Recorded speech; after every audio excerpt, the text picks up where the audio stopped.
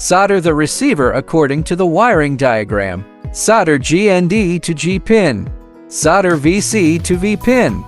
Solder PPM signal wire to the P pin. Assemble the flight controller and servo motors together.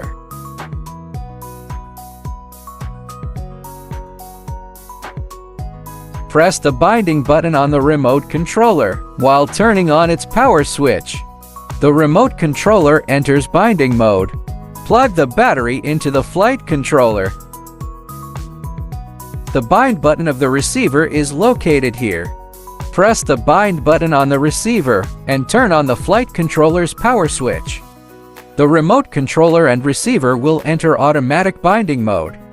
After successful binding, turn off the remote controller and then power it back on. The remote controller still fails to control the servos at present.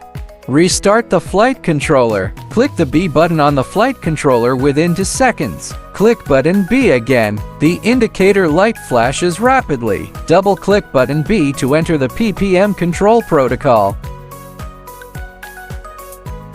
Now the remote controller can control the servos.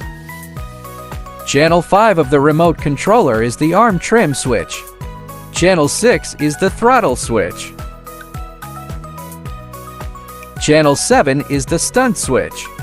Channel 8 controls the light strip, featuring several modes: steady on, breathing light, flashing, throttle linked brightness, and off.